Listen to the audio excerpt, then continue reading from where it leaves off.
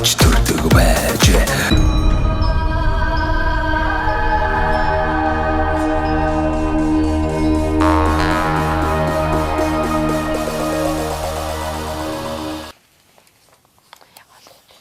Дэлгэрмаа гэсэн тий? Дэлгэрмаа. Хорлоо. За. Дэлгэр харагдаж байгаа биз? Харагдаж байна. За нэг иймэрхүү маягтай харагдана. Зүгээр байна уу? Та нэг жоохон чай суух уу? Дээ. За би яасан багтж гинөө гараа хөвцсөн арай гайгүй юу? Болохоор байна уу? Таалагдж гинөө. Болчихлоо юм шиг. Хорлоо ихч хэлээрэй. Болжлоо шүү. Болж байна шүү дээ. Тэндээс удаангаар.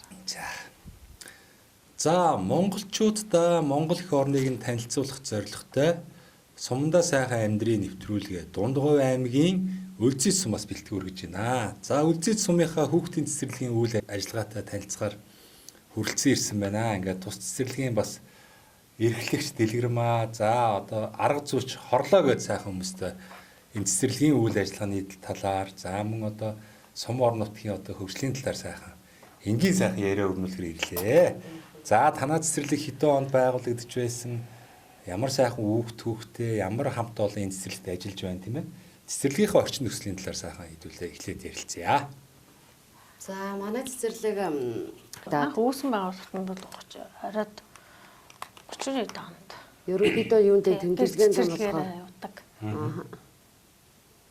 Яг энэ барилга бол 90 онд ашигласан. барилга нь 90 онд ашиглалт орсон гээд 90 хүүхдийн багтаамжтайгаар за өнөөдрийн байдлаар тойргийн 207 хүүхдээс аймгийн цэцэрлэгт 42, өөр аймгийн цэцэрлэгт 29. Тэгээд өөрийнхөө одоо өнөөдөр байгаа цэцэрлэгтээ яг бүртгэлтэй байгаа 81-ээс өнөөдөр төнийг 45 хүүхдийн эрсдэлтэй байна. Тэгээд одоо нөгөө хүүхдийн бие даалтын 7 хоногтой холбоотойгоор өнөөдөр бол бас хүүхдийн эрсдэл цөөрцөн. Ерөнхийдөө энэ жилийнхээ 95% эрсдэлтэй манайх үйл ажиллагаагаа явуулж байна. За тэгээд сая 19 онд манайх сайн бас шинэ засварт шинэ юунд орсон. Засварт ороод одоо тэгээ гоё тогтчлттай. Сая энэ жил орон нутгийн хөгжлийн сангаас 10 сая төгрөгийн бас хэвсжүүлэлт дороожуулалт явагдаад битүү дороожтой. Ерөнхийдөө манайх тий ерөнхийдөө манайх нөгөө бас орчин нөхцөл таатай, тухтай гоё орчинтай. Тий. За угаасаа улсын хэмжээнд одоо цэцэрлэг сургуулийн хүрэлцээ бол одоо бас хомс байна гэж ярьдаг тийм ээ. За ялангуяа төвс өрөм нийслэл газарт бол одоо бага насны хүүхдүүдийн ихэвчлэн л одоо тэгэл гэрээр л одоо тийм хүүхдээ хүмүүжүүлж штэ. За тэгээд харьцангуй одоо харин аймаг суманд бол одоо яг хүүхд бол 100% сургуулийн өмнөх боловсрал одоо эзэмших боломж орон нутгад байгаа болов уу хараад байгаа. Би яагаад ингэж ярьж нэхэр би 7 хүүхэдтэй байхгүй юу? Нийслэл Улаанбаатар хотод 7 хүүхэдтэй ингээ амьдрахад манай хүүхдүүдээс ер нь цэцэрлэгт бараг л хамрагдаагүй дээ. Харамсалтай байгаа бас тэгээ бодоход. Тэгээ нөгөө нэг хэсэг чинь нөгөө суглаан муглаагаар их яадаг. Тэгээ нөгөө суглаанд нь таарахгүй. Тэгээ одоо тэгж азаа үзэж хүүхдээ сургуулийн өмнөх боловсрал эзэмшүүлнэ ч гэж юу аах вэ? Тэгэл яг одоо хууль дүрм журмаа бас дагаал бусдын жишгээр нөгөө хүүхдээ ямарсан бүртгүүлнэ. Тэгээд нөгөө суглаанд нь хамар юу азан таардаг юм уу? Тэгэл гэрээр одоо манай 7-ог төмөжлөн штэ. Тэгэхээр их хэцүү байгаад тэгэхээр энэ суманд бол харин харьцангуй харин одоо сургуулийн өмнөх боловсрал болон ерөнхий боловсролын одоо хамрагдал бол тийм ээ. Ангид үргэлт нь стандарт бол стандартаас нөгөө бага байгаа болохоор хүүхд хөгжих боломж илүү байдаг юм болов. Тэгээ би сүүлдээ шийдвэр гаргасан. За айлын бол хотод ингэж одоо амьдрах уу гэд Төв аймгийн 100 мод сум руу одоо энэ зунд нүүсэн. Тэгээ одоо манай сургуулийн 5 нас юу 5 хүүхэд маань бүгдээрээ Төв аймгийн сургуульд ингэ сурч байгаа. Сайхан байна. Тэгэхээр залуучтайгаа бас энэ завшааныг хандаа уриалгахад энэ орон нутгийн одоо сургуулийн өмнөх боловсрал олгодог энэ цэцэрлэгт тийм ээ өөр хүүхдээ сайх өсгөж хүмүүжүүлэх юм бол одоо боломж дүүрэн байна. Мэдээж хэрэг нутгаасаа гараад одоо хэдийгээр нийслэл Улаанбаатарт ажлын байраа хайгаад амьдарч байгаа ч гэсэн одоо энэ нутагт нэмээ өвөн байна. Ахт өнөр нь байна. Одоо энэ бас энэ сумынхаа цэцэрлэгт одоо хүүхдээ эрүүл цэнгийг агаарт бас хүмүүжүүлэх боломж бол харагдаж л байна л да тий. За цэцэрлэг маань одоо ингээд сайхан орчинд ямар үйл ажиллагаа сайхан явуулж байгаа юм байна. Манай эрхлэгч маань болохоор одоо цэцэрлэгийнхээ эрхлэгчээр томилогдоо бас удаагүй байна тийм ээ. Удаагүй. Тий. Түр орлон гүйцэтгэгчээр. Жиглэг байгаа юм байна. Тас ажиллаа. Одоо тэгэл. Атаас ажил аваад төлсөн. За тэгээ манай энэ арга зүйч одоо хорлоо ихчийн хувьд гэх юм бол бас их онцлог хүн байна. Төрийн байгууллагт одоо бас олон жил ажиллаж амьдэрсэн. За тамгын газрын дараагаар бас их олон жил ажилласан. За тэгээд саяхан бас одоо цэцэрлэгийнхаа одоо арга зүйчээр ажиллаж байгаа юм байна. Хүсэлтээр, өөрийнхөө хүсэлтээр. Тэгээ хорлоо одоо арга зүйч маань бас өөрийгөө сайхан танилцуулъя тий. Бас ямар шалтгааны улмаас бас энэ цэцэрлэгтээ одоо ингээ ажиллаж байна тий. Бас нэг жил мэл байх шиг байгаа тийм. Тэгээ адны жил гэдэг. Тэр утгаараа. За миний хувьд бол үнэхээр нөгөө одоо энэ эрхэмж очны хэлдгээр нөгөө сумандаа сайхан амьдрий гэдэг юуг л одоо хэрэгжүүлсэн хүн. Би одоо өөрөө нутгийнхаа бол яг уугуул суугуул иргэн. Одоо багнаас минь ах トゥ хамаатан сатан бүх маань одоо нутагтаан байна. Би өөрөө нутгийнхаа энэ уугуул суугуул иргэн одоо 3.5 жил оюутан болж хотоос нутгаасаа явсан. Тэгээ тэрнээс хойш бол тэгэл нутагтаа. Баг залуунаас одоо бүх нээл зориуллаа да. Төрийн албандаа одоо 32 жил ажилласан. Би чинь одоо үндсэндээ нэг 5 засаг дарагтай ажилласан. Тамгын дарга хүн байгаа юм. Бас их ховор тохиол шүү дээ. 5 засаг. Улсын хэмжээнд одоо тань шиг ингэж олон жил тамгын дарга ажилласан. Байгаа. Үе төнгийн байгаа тий. Байгаа.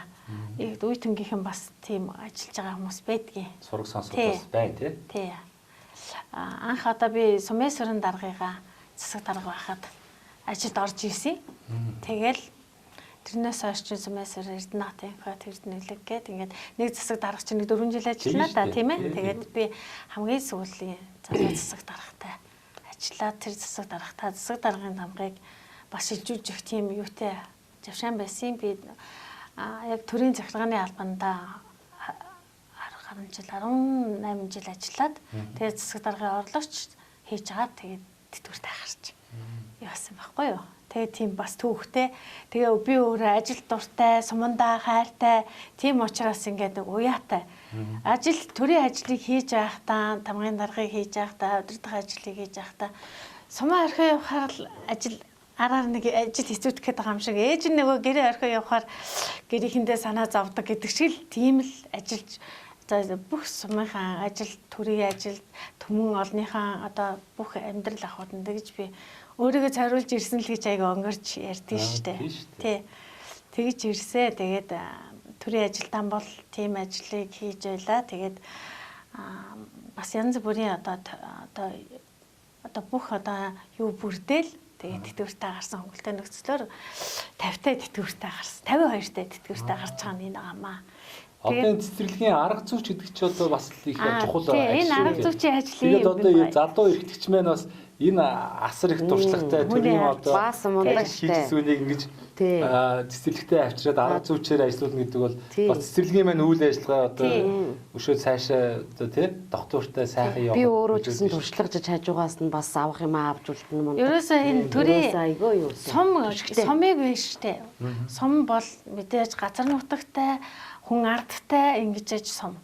Тэгээд сум гээл манай сумын маш гоё онцлог нь за тэр газар нутаг тэр урлагийн гайхалтай том олон алдартнууд бол манай гайхамшиг манай бидний одоо шүүтэй. Гэхэд тэр сумаа одоо өнөөдрийг хүртэл ингээл аваа явж байгаа гол юм ард түмний өөрсдийнх нь одоо бичигдээгүй нэг одоо бичигдээгүй хууль гэдэг шиг тийм нэг юм байдаг шүү дээ тий. Тэр нь одоо миний ойлголтоор бол манай нутгийнхны хувьд бол айгүй тийм өв соёл нь өөрсдөө их одоо маш их тийм цэмцгэр ажилсаг тэгээд ийм тэр одоо дуу хуур урлаг уран сайхан дундгуй дуу хуурын үлгий гэдэг түүний одоо өрөмн үлзийтийнхэн ч гэдэг юм уу өөрсдийг ингээд бодож өргөмжилдэг тэрийг хүлээн зөвшөөрдөг. Тэгээд тэр урлаг дуу хуурын дуртай түүнийг шүтэж өв соёлоо дамжуулж ирсэн улсууд чинь цаанаа нэг ийм цэмбгэр одоо тий нийтж одоо жочломтгой одоо ийм байдаг байхгүй юу. Би Би бол тэрийг бас тэгж боддгийг. Миний хувьд бол одоо ингээл төрийн албадаа түмэн ард түмнийхээ ахуй амьдрал өв соёлыг яриул тэгэл нэрэ. Нөгөө домогштэй гихчээр 30 жил одоо төрийн албанд 32 жил ажилласан хүн. Одоо тэгээд нэг миний ээж одоо 70 гаруй настай өгшин байдгийн саяхан нэг цагаан сараар очисон хүүхдүүд ээжийн маань гэртээс миний зургийг харж ажив жоох юм 8 настай шахуу хүүхдүүд энэ хорлоод аргах биш үү хорлоод аргах биш үү гэсэн гинэ. Ээж минь өөрөө одоо 70 гарсан өгшин байгаа. Тэгээд ээж минь тэгж байгаа. Миний хөө одоо энэ төрийнхээ албанд 40 жил ажиллахдаа аав минь миний тэр сайн сайхан явж байгаагаас үзэж амжаагүй л дээ. Ажиллахдаа миний хүүг энэ сумын 80 настай хөгшчүүд гэж байгаа. Өөрөө тэр хөгшчүүлтэй даалгавар тоглолтог бүжиг одоо ахмадын юм айгүй итгэвтэй явдаг. 80 настай ахмад одоо тэр батлахгүй Тэмэдгуй гэдэг одоо мундаг ахмадууд байна. Төрийн албанд ажилласан насаараа одоо тэр төрийн нэгтлийн даргаыг 40 жил хийсэн хүн байна шүү дээ. Тэгээд тэр 8 настай жоохон хүүхэд миний ээж нь танихгүй тэр жоохон хүүхэд намайг танаа хорлоод даргах юм гэхлээр ээж минь юу гэж хэлсэн гэ. Тэр миний хамгийн том үнэлж тэр гэж санагдсан. Миний охиныг энэ сумын 8 настай балчир 80 настай өвгөд хорлоод даргах гэж хүндэлтийм биш шүү дээ. Гэж байгаа байхгүй. За би тэр дарга гэдэг нэрэн дуртаатай биш дурлаад байгаа биш юм. Зүгээр одоо ямар ч байсан яг ард түмнийхэн дунд дэрэгдийнхээ дунд чин сэтгэлээ зориулж ясны л үнэлэмж юм да гэж боддtiin. Жишээлбэл одоо энэ өлзийдийн цэцэрлэг дээр арга зүйчийн оронтоо гэдэг имийг яагаад ингээ өөрөө бас ингээд хойд тавил тохиолоор хийх болов гэсэн чинь би яг тэтгэврт гарахын 1 жил дутуу байжгаад манай сүүлийн засаг дарга намайгаас 31 жилийн төр зориулсан 6 сарын дараа би чинь тэтгэвртээ гарах гэж байна шүү дээ. Тэгтэл засаг даргын тамгыг бас ингээд хүлээлт гэж өгвөл төрийн ажлаас ингэж хүлээлгдэж байгаа шүү дээ. За тэгээд нэг тийм тохиолдлоор цэцэрлэг эрхлэгчүү байх таарад тэгээд ингээд томилогдоод ковидын үеийн тийм эрхлэгчийг хийж тэгээд би эрхлэгч хийж агаад тэтгэвртээ гараад одоо миний надаас эрхлэгчийн ажлыг энэ хөөрхөн залуу охин авч байгаа юм. Тэгээд тэр цэцэрлэгийн эрхлэгчийг нэг 2 жил хийгээд гарах хугацаанд би энэ сумыг л ерөнхийд нь авч явдаг цэцэрлэг эмнэлэг тийм ажил нь сайхан байна. Энийг мэддэг байсан. Ингээд энийг цэцэрлэг дээр тэрийг л тэгүүлдэг чинь эмнэлэг дээр энийг л өнгүүл ингэж болно гэдгийг бол бас ерөнхийдөө ингээд удирдах албан тушаал тасралтгүй байсан хүн чинь мэдчихсэн. Тэгээ яг ингээд дотор нь ороод ирсэн чинь энэ цэцэрлэгийн ямар хөөрхөн шал өөр ингээд статустай тий гоё ертөнд өглөө орж ирэхдээ хүүхдийн дуу өөрөө ирэхгүй амандаа ингээ бөөм баяраг аялаа явж идэв шүү дээ энэ юугэр чинь ингээд ийм орчинд орж ирээд тий гоё энергитэй орж ирээд энэ хідтэй айгүй ингээд бас чадлаараа одоо чиглүүлж өгөөд тэгээд юу ойлгосон бэ гэвэл одоо энэ ая тухтай орчин байна нөхцөл нь байна маш цэвэрхэн орчинд хүүхдийг одоо 8 цаг ингэж асарч хамгаалж хооллож унтуулж байна. Гэтэл одоо хаа газар адилхан байдаг баха бас ингээд цэцэрлэгийн багш агуу дутагдaltaй. Яг нарийн түүхээрээ яриад дөрвөл 64 оноос хойш 2 гэртээ байгуулагдчихсэн цэцэрлэг нь өнөөдөр 2 давхар ийм цэцэрлэг сайхан байна. Гэтэл одоо би өөрөө энэ нутгийн хувьд суугал 30 жилийнх нь мэдж байна гэдэг байгаа хүний хувьд ярихад манай цэцэрлэгийг яг мэрэгжлийн хүн удирдаагүй 40 гаруй жил болсон. Тийм шүү дээ. Яг тийм жаа. Мэрэгжлийн биш хүн удирдах байсан. Дандаа санхүүгийн ажилтай хүн, мундаг дарга, эзэн мэдэг дарга гэд байлаа. Дэлгэрмаа дарга байлаа. За тэгээд тэр ингээ яг цэцэрлэгийн мэрэгжлийн удирдах хүн байгаагүй. Тэр үтгэл манай цэцэрлэгийг маш онцлог нэг 10 гаруй жилийн цэргийн дарга эрэхтэй удирдахжсэн. За. Тийм, сонин тохиж дараа нь тийм залуухан багш эрэхтэй удирдах байсан. Тэрнээс би ажлыг авсан. Нараа даргаас авсан тий. Тэгээд би сая тэтгэвртээ гарахтаа нэг 2 жилийн өмнө энэ үрэг цэцгэрч энэ хөөрхөн багш охинд тэгээд бас ингээл ажлын гоё урам юм да. Ажил аваад үлдэхтэй чи одоо хийх ёстой өөр хин ирэх юм. Одоо нөгөө хөдөө сумандаа сайхан амьдрах хөдөө хин ирэх үү те? Хин ирэх юм чи хийжээ ингээ гэхэд танаас маш их юм сураад үлдлээ. Хийе гэд үлдэж байгаа байхгүй юу. За тэгээд арга зүйч гэдэг оронтой байх багт нь гээ мөн хөөцөлдлөө юун дээр нь тавил. Яагаад би арга зүйч гэдэг оронтойг хөөцөлдөж байлгаж оруулах юмсан батлуулах юмсан гэж хөөцөлдсөн бэ гэвэл одоо энэ нөгөө түрүү яриад орхисон тавтай орчин байна. Бүх нөхцөл нь байна. Тэгвэл энэ байгууллагын эрхэм зорилго нь ерөөсөө нөгөө хүүхдийг хөгжүүлэх байх. Тэр хүүхдийг хэн хөгжүүлэх вүлээ? Багш хөгжүүлнэ. Тэгвэл энд бас яг үнэндээ хөдөө орон нутгийн эмчин ичнэгээр төгссөн, өдрөөр төгссөн 2 багш байна. Тэгээд нөгөө яг цэцэрлэгийн багшаар төгсөөгөө ингээд сурж байгаа, ингээд нөгөө олон жил ажиллаж байгаа ийм улсууд байна. Тэдрийг мэрэгжлийн арга зүйгээр хангаж өнөө жинхэнэ хүүхэд сургах юмд нь арга зүйч хэрэгтэй байна гэдгийг хөөцөлдөж ингээд арга зүйчийн оронтой хөөцөлдөж яахгүй юу. Тэгжээд л харин арга зүйчийн орондоо батлагдаад ирээд хөнгөө нэг ирэх хүн байхгүй юм чинь тэгэнгүүт нь багшиж болдог. Тэгийн багш маань одоо та ингээд одоо яг тэр нөгөө арга зүй гэдэг юм руугаа хүмүүс багш нарыг бас дахиад нэг жоохон дутуудсан шүү дээ. Сумаараач харж ийсэн. За харлаа дараа нэг хэдэн жил аваа явуул гэж ятл ингээд нас болоод нөгөө тэтгэвэр тэтгэмж жам ясны иргэний хувьд надад хэрэгтэй юм болонгууд эргээд явангуудаа тэгээд арга зүйчийн орондоо дээр ирээд за тэгвэл нэрэл ирэх хүн байхгүй байгаа юм чинь.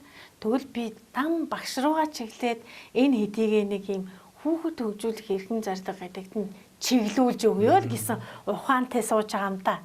Бусдаараа өөрөө мэрэгжлийн хүн биш учраас тэгээ яг төрийн байгууллагуудаа ярих юм бол дээр нэмээд би чинь арга гэдэгтээ хоршооны даргаа гихчээр сумынхаа эмэгтэйчүүдийн дарга хийдэг, аймгийн эмэгтэйчүүдийн дэг тэргүүн хийдэг, эмэгтэйчүүдийн байгууллагад бас төрийн бус байгууллагад идэвхтэй явдаг. Тэгээд тэр утгаараа эмэгтэйчүүдтэйгээ их ажилладаг. Түрүү тэр чавчны өөрөө чи ярьснаар тэр хотод хүүхдээ өгч чадахгүй гэрээрээ ингээд тэгэж ингэж харж хөдөө явуулж ийшээ явуулж ингэж жагаад нэг осолдохгүй сургуулийн насын сорохоор сургуульд нөгдөг. Яг тэр чинь байна. Бодит амьдрал байна. Тэгэхэд энэ тул ерөөсөө энэ хүүхд сая манай эрхлэгчийн хэлснээр энэ хүүхдүүд чинь бүртгэлтэй. Одоо баг тэдний тэр одоо сууна.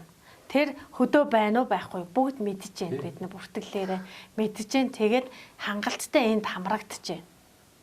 Харин одоо бүх юм цахим болсон, дээр нь бүртгэл хөдөлгөөн хүмүүсийн юм учраас нөгөө 2 нас хүрээгүй бол авч болохгүй. Гэтэл тэнд одоо 2 нас хүрээгүй өрнө зайлшгүй авах шаардлагатай ой гарантай гэртэн баг орхио явдаг төрийн албан хаагчийн арай нэг эмзэг бүлгийн хүүхдийн энэ дулаан газар авчраа хоолтой байртай байлгахаар нөхцөлтэй нөхдүүд бай.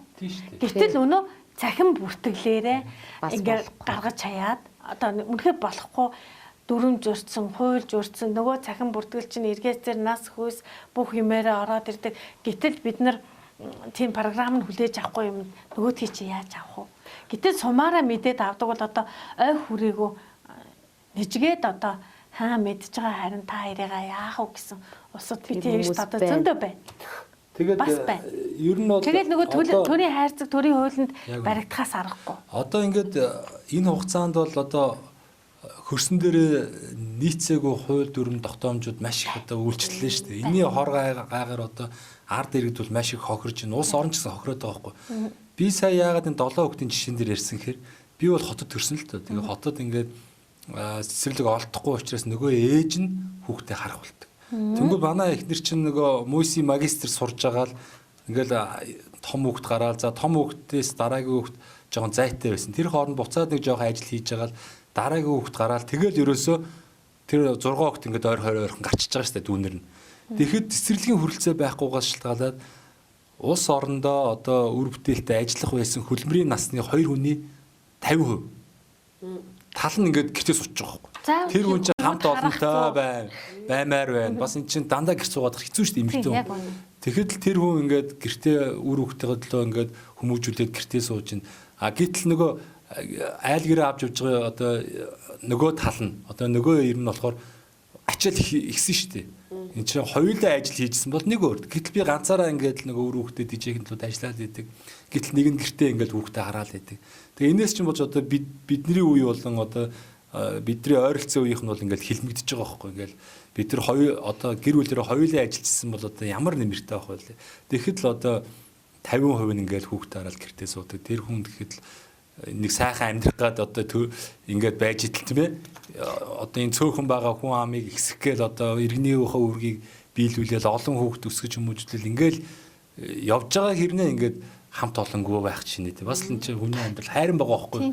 Тэгэхээр энэ бас нэг үе үеийн бас энэ бодлого боловсруулдаг энэ хүмүүсийн бас алдаатай дутуу хөтөө хойрог ханцны улмаас одоо бас ийм бодит амьдрал дээр ийм зүйл харагдаж байгаа байхгүй бодогдчихлоо. Юу шүү харин боловсролын хуулийн юунд бол харин сүлд өөрчлөлт ороод 2 нас хүртэл авдаг болсон шүү.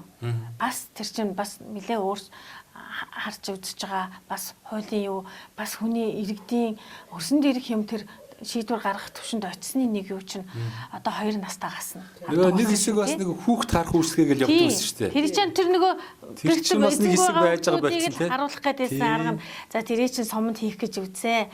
Нэг тэдгүүрт огш гарсан багш маань хөцөлдөөд нэг дөрөөс өрөө авъя гэж нэг хүүхдүүдийг харъя гэд үзсэн. Гэтэл яг сомон дээр бол өнөөдөр сомын цэцэрлэгүүдийн юу ч юм биш амар төвийн аймгийн төв хотынхан шиг ачаалтан 50-60 хүүхдийн тунд ирэхгүй байхгүй нэг анги чинь 30-аас за сайндал 25 сайндал 30 яг өдөр тутамдаа ирцэн. Тэгээ энэ манай хөдөөч их гоё онцлог одоо өөр сумдуудаар гарч байгаа гэж бодож байна. Сургууль амархаад хүүхдийн тоо цогт. Өнөө сургуулийн ах эгч нарыг аваад дагаад багуудыг аваа явчихдаг. Тэдрийг дагаад ороод ирдэг. Ингээд бас ирцэн ийм юуны үсэд онцлог юм үсэд идэв. Тэгэхээр одоо харин яаш л одоо манайх бол одоо юунаас хойш 90 за би чинь судалгаан дээр сарж ирсэн. Манай цэцэрлэгч нь 97 он хүртэл 4 бүлэгтэй явж байгаа.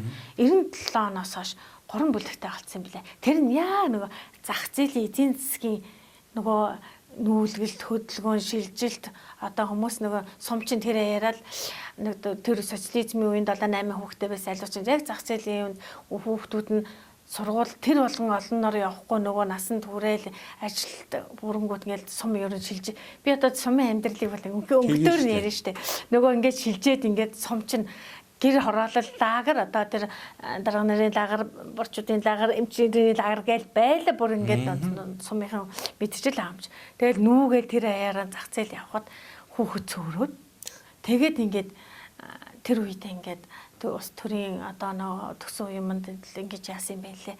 Яг тийм шийдвэр гарсныг би олж чадаагүй архив ухаад тэгээд 3 бүлгээр явсаар хагаад 3 бүлэгт алцсан байхгүй. 3 бүлэг одоо би эргэж 4-тэй болгох гад судлаад л юм бүрдүүлээл явуулаад байна. 4 бүлэгтэй болгочих юм бол одоо бас холимог 3-4 насны холимог явж байгаа байхгүй юу. Тэгвэл багшийн орон тоо нэмэгдэн дахиад арга зүүж энэ орон тооны эмчтэй болно, орон тооны нэгтлэнтэй болно, орон тоо нэмэгдэнэ гэдэг чинь энд сумдаа сайхан амьдрах гэдэг мэрийг гэдэг нэг гэр бүлийн нэг хүн ажилтаа болно гэсэн.